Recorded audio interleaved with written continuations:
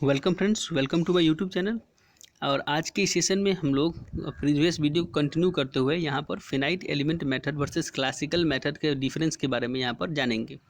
तो आइए शुरू करते हैं ये वीडियो। जैसे कि आप देख रहे होंगे, मैंने पहले ही बताया हुआ था कि finite element method large variety of complex problems को सॉल्व करता है और उसमें बहुत सारी फ्लेक्सिबिलिटी भी है। और जो क्लासिकल मेथड्स जो हम लोग इस्तेमाल करते थे, यानी कि सॉल्व करना बाय हैंड, वो उस मेथड में क्या अंतर है वहाँ हम लोग देखेंगे। तो फर्स्ट पॉइंट में आप देखेंगे कि इन classical methods exact equations are formed and exact solutions are obtained. तो आपको पता ही था कि फाइनाइट एलिमेंट मेथड एक न्यूमेरिकल मेथड है जो कि अप्रॉक्सीमेट आंसर देता है। तो क्लासिकल मेथड्स क्या होगा कि एग्जैक्ट इक्वेशंस बनाते हैं और एग्जैक्ट उसके सॉल्यूशंस भी आते हैं। Whereas in finite element analysis exact equations are formed but approximate solutions are obtained. तो उसमें एग्जैक्ट इक्वेशंस भी हैं और एग्जैक्ट सॉल्यूशंस भी हैं, लेकिन फिनाइट एलिमेंट मेथड में क्या है, एग्जैक्ट इक्वेशंस है लेकिन अप्रॉक्सीमेट सॉल्यूशन है। और दूसरा देखिए क्या है, solution have been obtain for few standard cases by classical method. तो क्लासिकल मेथड के द्वारा, यानी कि हम सॉल्व करके उसको, यानी कि पेन एंड पेपर पे सॉल्व करके क्लासिकल मेथड से हम सॉल्यूशंस ऑब्टेन किए हैं फ्यू स्टैंडर्ड केसेस के लिए। Whereas solutions can be obtain for all problems by finite element analysis. यानी कि फ्यू स्टैंडर्ड केसेस का हम लोग सॉल्व करके रखे हुए हैं क्लासिकल मेथड में, यानी कि जानते हैं उसके बारे में, लेकिन ऑल प्रॉब्लम्स के लिए हम नहीं कर पाते हैं क्योंकि कॉम्प्लेक्स हो जाता है उसकी कैलकुलेशन, कॉम्प्लेक्स हो जाती है उसकी calculation. Whereas solution in the solution for the finite element analysis, यानी कि फिनाइट एलिमेंट एनालिसिस के द्वारा जो सॉल्यूशंस आते हैं वो बहुत सारे केसेस के लिए आते हैं हमारे पास। Whenever the following complexities are face classical method makes the drastic assumption. हाँ, लुक्स फॉर द सोल्यूशन। जैसे कि अगर मान लीजिए कॉम्प्लेक्स शेप आ गया तो क्लासिकल मेथड में क्या हो गया, उसमें बहुत सारे एजम्पशंस मान लिए जाएंगे कि ऐसे ऐसे है और उसके बाद उसको सॉल्व किया जाएगा। जैसे कोई बाउंड्री कंडीशंस होगी उसको एजम्पशंस में ले लिया जाएगा, कुछ लोडिंग कंडीशंस होगी उसको भी एजम्पशंस में ले लिया जाएगा। तो इन सारे एजम्पशंस आने के कारण जो आंसर आएगा लास्ट में, यानी कि जो उसका सोल्यूशन आएगा, वो एग्जैक्ट ना हो पाएगा, इसलिए कॉम्प्लेक्स प्रॉब्लम के लिए ये सूटेबल नहीं हो पाता है। ठीक है। To get the solution in the above cases, rectangular shapes, same boundary conditions along a side and rectangular equivalent loads are to be assumed. ऐसे अज्यूम कर लिया जाता है किसमें, क्लासिकल मेथड्स में। In FEM no such assumptions are made and the problem is treated as it is. इसमें कह रहा है कि फिनाइट एलिमेंट मेथड में जिस तरह का प्रॉब्लम है उसी तरह का उसको ट्रीट किया जाएगा, उसमें कोई एक्स्ट्रा एजम्पशन अपने मन से नहीं डाला जाता है, इसलिए यह बेटर है उससे। फिर आता है कि when material properties is not isotropic, solution for the problem become very difficult in classical method। अगर isotropic material नहीं है, आइसोट्रॉपिक मटेरियल नहीं है, तो उस समय इसका सॉल्यूशंस पाना बहुत ही मुश्किल भरा हो जाता है। Only few simple cases have been tried successfully by researchers, यानी कि कुछ सिंपल सिमेट्रिक प्रॉब्लम्स वगैरह लिए गए होंगे और उसके सॉल्यूशंस के बारे में सॉल्यूशंस उसकी निकाली गई होंगी। FEM can handle structures with anisotropic properties also without any difficulty. तो ये चूँकि न्यूमेरिकल टेक्निक है और कंप्यूटर की मदद से हम इस चीज़ को निकालते हैं, तो यहाँ पे बताया गया है कि एनिसोट्रॉपिक मटेरियल को भी यह निकाल सकता है इसकी सॉल्यूशंस को विदाउट एनी डिफिकल्टी। फिर फिफ्थ पॉइंट है, if structure consist of more than one material. हाँ, रियल प्रॉब्लम तो यहाँ पे आता है कि अगर स्ट्रक्चर है मोर देन वन मटेरियल का बना हुआ है, it is difficult to use classical method but the finite element can be used without any difficulties. जैसे मान लीजिए हम स्टील और कॉपर का मटेरियल यूज़ करके कोई स्ट्रक्चर बनाए हुए हैं और उसको हमको एनालिसिस करना है, तो क्लासिकल मेथड में ये काफ़ी डिफिकल्ट वाला काम होगा क्योंकि तुरंत चेंज हो जाएगा मटेरियल प्रॉपर्टीज, लेकिन फिनाइट एलिमेंट मेथड में हम इसको आसानी से सॉल्व कर पाएंगे। फिर problems with material and geometric non linearities can be handled by classical method and there is no difficulty in FEM। अब ये तो हुआ मटेरियल का कि मटेरियल अगर अलग अलग हो जाए तो क्या होगा। यहाँ पे कह रहा है कि problem with material and geometric non linearity, यानी कि शेप जब कॉम्प्लेक्स हो जाए तब भी तो बहुत सारी प्रॉब्लम आएगी क्लासिकल मेथड्स में, एग्जैक्ट सॉल्यूशंस तो उस समय भी नहीं आएगा। और इसीलिए कह रहा है कि यहाँ फिनाइट एलिमेंट मेथड विन करेगा, यानी कि डोमिनेट करेगा ओवर क्लासिकल मेथड। फिर यहाँ पे लिखा कि hence FEM is superior to the classical methods only for the problems involving a number of complexities. कह रहा कि फिनाइट एलिमेंट मेथड हम उसी समय यूज करेंगे तो हमको बहुत ज़्यादा कॉम्प्लेक्स प्रॉब्लम दिखेगा, which can not be handle by classical method, यानी कि जिसे हम क्लासिकल मेथड से हैंडल नहीं कर पा रहे हैं, विदाउट मेकिंग ड्रास्टिक एजम्पशन, यानी कि बिना अजम्पशंस के हम उसको सॉल्व ही नहीं कर पाएंगे, तो उस समय हम क्या करेंगे कि फिनाइट एलिमेंट मेथड का इस्तेमाल करेंगे। कारण कि for all regular problems the solutions are by classical, the solutions by classical method are the best solutions. या जो रेगुलर या सिमेट्रिक प्रॉब्लम्स है उसके जो सॉल्यूशंस हम चाहेंगे तो क्लासिकल मेथड से ही हम चाहेंगे, क्योंकि उसके सॉल्यूशंस जो होंगे वो एग्जैक्ट सॉल्यूशंस होंगे और अच्छे सॉल्यूशन यानी कि बेस्ट सॉल्यूशन होंगे। In fact to check the validity of FEM, यानी कि FEM सही से काम कर रहा है या नहीं, या FEM सही से काम कर रहा है या नहीं, और उसके जो सॉल्यूशंस आ रहे हैं सही से आ रहे हैं या नहीं, उसको चेक करने के लिए भी हम FEM की सॉल्यूशंस को क्लासिकल सॉल्यूशन से मैच करते हैं। यानी कि फिनाइट एलिमेंट मेथड के सॉल्यूशंस को भी हम क्लासिकल सॉल्यूशंस से भी मैच करते हैं, इसको पता करने के लिए कि सही है या नहीं।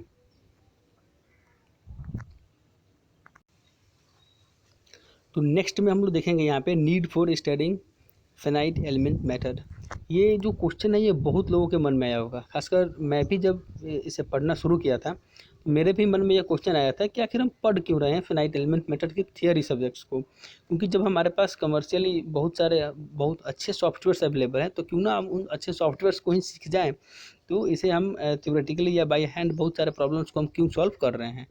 तो मेरा क्वेश्चन का आंसर तो मिल ही गया। आपके भी मन में इस तरह का कोई डाउट है तो यहाँ पे अभी तुरंत मिल जाएगा उसका आंसर।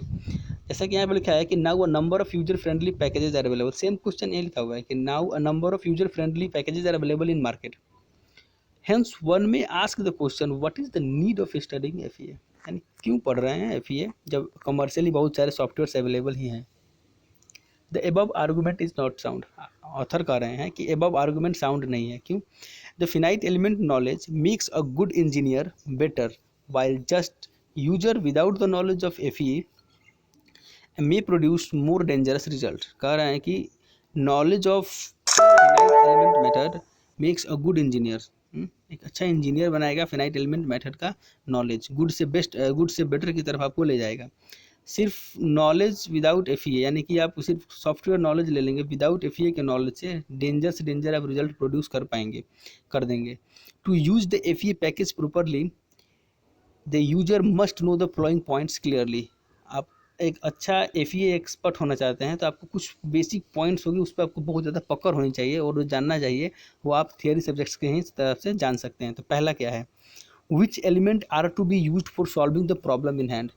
यानी कि जब हम थियोरेटिकल यानी जब हम पेन पेपर पे इसको बनाते हैं तो हमको खुद से डिसाइड करना होता है कि किस शेप का एलिमेंट्स हमको ले करके इन प्रॉब्लम को सॉल्व करना होता है। तो वो जो नॉलेज है जो सिलेक्शन ऑफ द एलिमेंट वो यहाँ से मिलेगा। फिर how to discretize to good result, यानी कि किस तरीके से हम अपने जो भी कंपोनेंट है उसको डिस्क्रिटाइज करेंगे ताकि हम एक अच्छे रिजल्ट की तरफ पहुँच पाएँ। तीसरा important point, how to introduce the boundary condition properly. जब आप सॉल्व करते हैं ऐसे थियोरेटिकली यानी कि पेन पेपर पे जब आप सॉल्व करते हैं इस चीज़ को, तो आपको किस तरीके से बाउंड्री प्रॉब्लम्स को इम्पोज करना है, यानी कि बाउंड्री कंडीशंस को इम्पोज करना है, इस चीज़ के बारे में वहाँ पे जानकारी होती है। तो बाउंड्री प्रॉब्लम्स को जैसे हम इम्पोज कर देते हैं, जैसे ही हम बाउंड्री प्रॉब्लम्स को जैसे ही हम बाउंड्री कंडीशंस को इम्पोज करते हैं तो हमें एक फील आता है कि किस तरीके से बाउंड्री प्रॉब्लम यहाँ पे इम्पोज हुआ है। फोर्थ पॉइंट यहाँ पे आता है कि how the element properties are developed and what are their limitations. जो एलिमेंट प्रॉपर्टीज है, जैसे आपको बताया मैंने कि स्टिफनेस था स्प्रिंग एलिमेंट के लिए, तो इस जो यहाँ पे एलिमेंट प्रॉपर्टीज है किस तरीके से डेवलप करना है और उसके क्या क्या लिमिटेशंस हैं ये भी जानना जरूरी है। तो यहीं से पता चलेगा हमें थियरी कोर्सेज से। फिर how the displays are developed in pre and post processor to understand their limitations. और किस तरीके से डिस्प्ले करा कि how the displays are developed, किस तरीके से डिस्प्ले डेवलप होगा प्री एंड पोस्ट प्रोसेसर्स में, टू अंडरस्टैंड देयर लिमिटेशंस, और उसकी लिमिटेशंस के बारे में भी हमें जानकारी मिलेगी। फिर कह रहा है कि to understand the difficulties involve in developing the FEA programs and hence the need for checking the commercially available packages and the result of standard cases. तो यहाँ पर है कि to understand the difficulties involve in development of FEA, यानी कि finite element analysis में कौन कौन सी डिफिकल्टीज यहाँ पे फेस की गई होंगी प्रोग्राम्स बनाते समय, यानी कि प्रोग्राम्स में, ये भी आपको यहाँ पे फील आएगा या समझ में आ जाएगा। Hence the need for checking the commercially available packages, और फिर आपको ये भी समझ में आ जाएगा कि कमर्शियली अवेलेबल पैकेजेस की हमें आवश्यकता क्यों है। क्योंकि जब आप कॉम्प्लेक्स प्रॉब्लम्स को सॉल्व करने के लिए बैठेंगे और वो सॉल्व होगा नहीं, आपको बहुत सारे एजम्पशंस खुद से लेने पड़ जाएंगे, तब आपको ये फील आ जाएगा कि नहीं कि अब कमर्शियल पैकेजेस का इस्तेमाल करना ज़रूरी है। तो इस चीज़ों को भी समझने के लिए हमको क्या थियरी कोर्सेज को अडॉप्ट करना है और ये FEM को सीखना ज़रूरी है, ठीक है, with the result of standard cases, ठीक है।